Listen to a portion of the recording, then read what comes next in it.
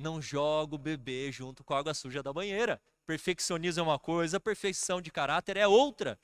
E de todos é requerida a perfeição de caráter, nós já leremos estes textos. Vamos caminhar para o fim. Eu quero falar um pouquinho disso tudo aqui, ó, espantalhos. Sabe o que é um espantalho? Não é aquele que fica no milharal não que eu estou falando, tá? Por mais que eu tenha colocado aqui. Sabe o que é um espantalho?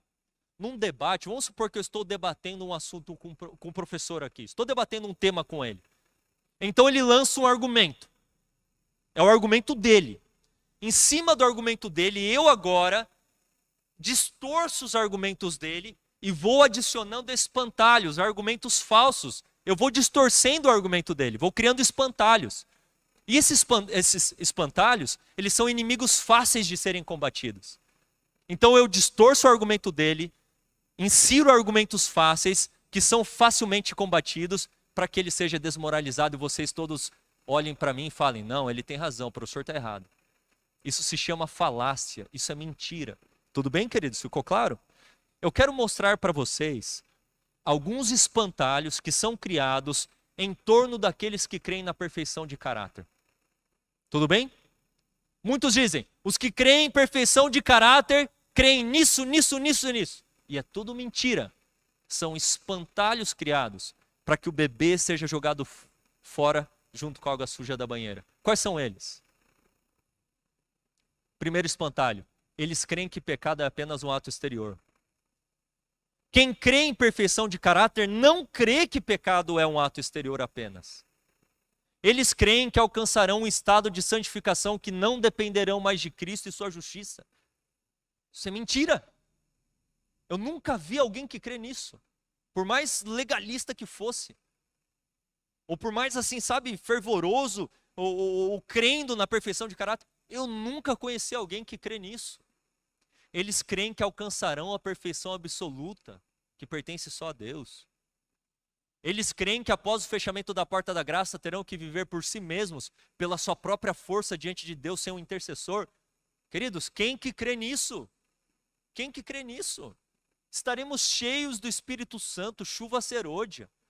Eles creem que antes da volta de Jesus não terão mais natureza pecaminosa. Esse é o movimento perfeccionista. Quem crê na perfeição de caráter não crê nisso não. Eles creem que alcançarão um estado de impecabilidade antes da volta de Jesus. Leia impecabilidade como não mais possibilidade de pecar. Eles vivem um cristianismo farisaico, infeliz. Ah, quem crê em perfeição de caráter é infeliz, é um fardo sobre as costas da pessoa.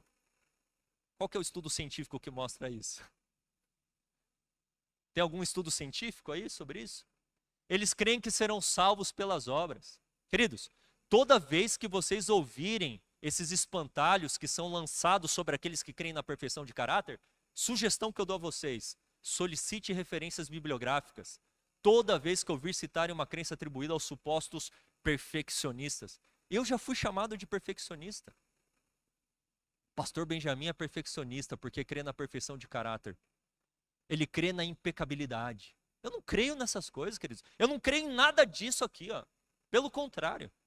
Mas eu creio na perfeição de caráter, porque é bíblico. E porque também é revelado pelos escritos de Ellen White. E eu finalizo lendo alguns textos para vocês. Deus requer de seus filhos o quê? Perfeição.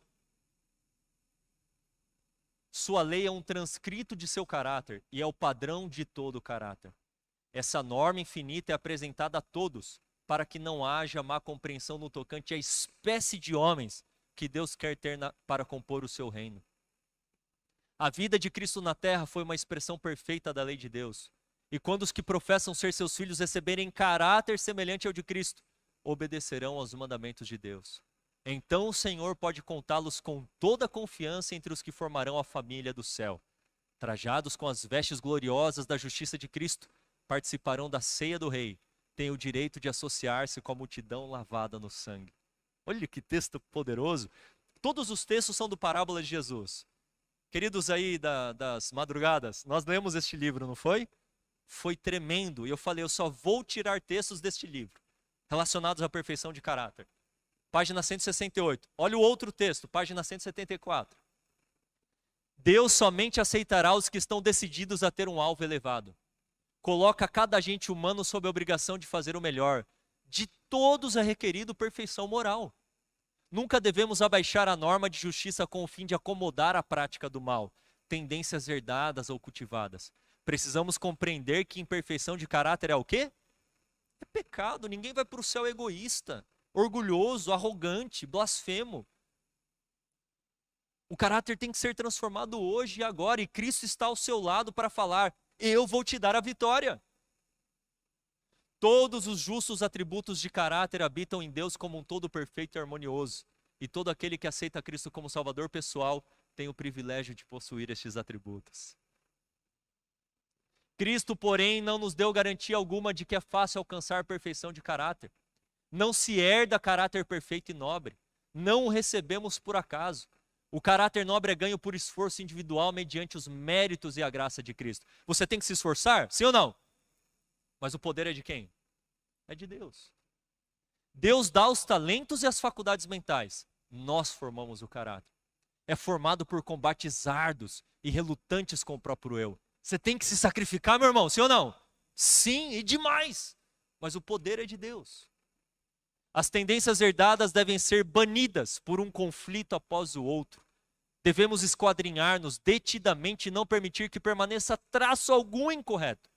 Ninguém diga: não posso corrigir meus defeitos de caráter. Se chegardes a essa decisão, certamente deixarei de alcançar a vida eterna. Uau! Jamais pense isso. A impossibilidade está em nossa própria vontade. Se não quiserdes, não vencereis.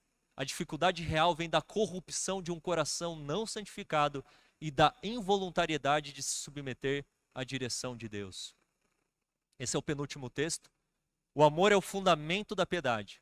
Qualquer que seja a fé, ninguém tem verdadeiro amor a Deus se não manifestar amor desinteressado pelo seu irmão. Eu não falei isso já para vocês? Mas nunca poderemos possuir esse espírito apenas tentando amar os outros. O que é necessário é o amor de Cristo no coração. Ele vem de fora para dentro. Quando o eu está imerso em Cristo, o amor brota espontaneamente. A perfeição de caráter do cristão é alcançada quando o impulso de auxiliar e abençoar a outros brotar constantemente do íntimo. Quando a luz do céu encher o coração e for revelada no semblante. Queridos, por fim, eu termino com esse texto aqui. Os seres celestiais cooperarão com a gente humano que procura com fé decidido o quê? Quem são os seres celestiais? Os anjos estão ao redor de cada um de nós. De todos aqueles que estão procurando perfeição de caráter e moral, os anjos poderosos de Deus estão ao nosso redor. Perfeição de caráter que se manifeste na ação perfeita. A todo que se empenha nesta obra, Cristo diz, ouça Jesus falando agora ao seu coração: estou à tua destra para te auxiliar. Uau! Ele é o nosso Pai, Ele é o nosso Senhor, Ele é o nosso Salvador. Colaborando a vontade do homem com a de Deus, ela se torna onipotente. Tudo o que deve ser feito a seu mando pode ser cumprido por seu poder. Todas as suas ordens são promessas habilitadoras. Queridas, que tema poderoso. Louvado seja Deus. Não fiquemos satisfeitos com tendências herdadas e cultivadas. Não fiquemos satisfeitos com nódoas pecaminosas do nosso caráter.